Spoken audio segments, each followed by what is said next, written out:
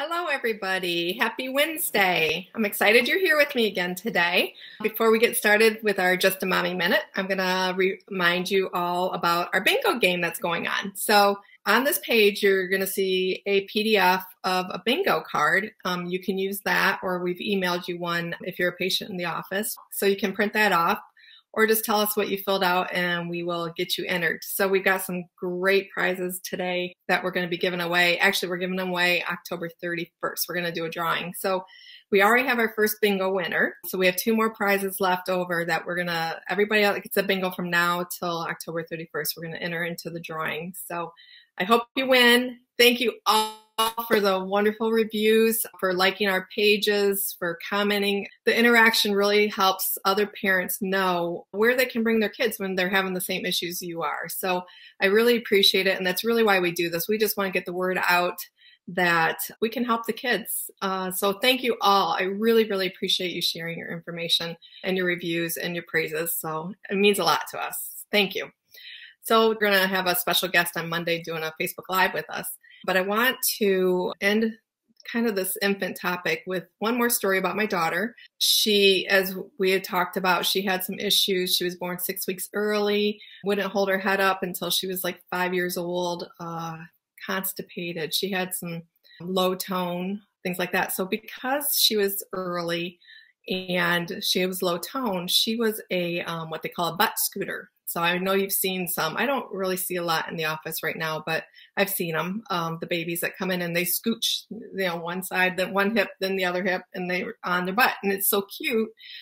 But what it really means is they've got some really tight hip flexors. So my daughter did not do tummy time. Again, like I said in the last video, had I known what I know now, she hated tummy time. So that's why it's so important for me to get this information out to you now, because I didn't know what to do with her at this time, when she was an infant. I did when she was a toddler, but when she was an infant, I didn't know what to do with her. I didn't know all these little tips to do. So, and I was in pediatric training at that time. So I really want to get the information out to you all about this stuff. So if you have a child that scoots on their butt, is late to crawl, I'm going to give you a few tips that we did with her. She was over a year old when I got her crawling. I knew it was so important to crawl. So I was like, we're going to do this. We're going to get her crawling. So what we did was the cross crawl, where you do the hand to the foot. So you go right hand, left foot, left hand, right foot, and then just do it right in the middle of their belly. They cross over. So just do that, try 10 times each side, whatever you do. So you touch their hand and their foot to each other. And I think I showed you that on a previous video when we were doing it on the ball.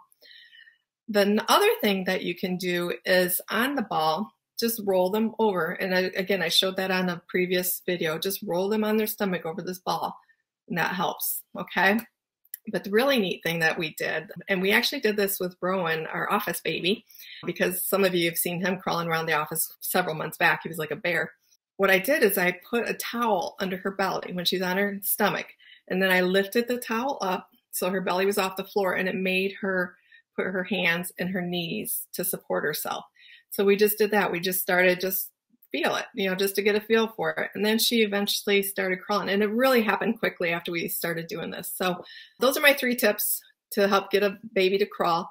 There is one other thing, some hip stretches, but I really would like to show those if you have a baby that's doing that.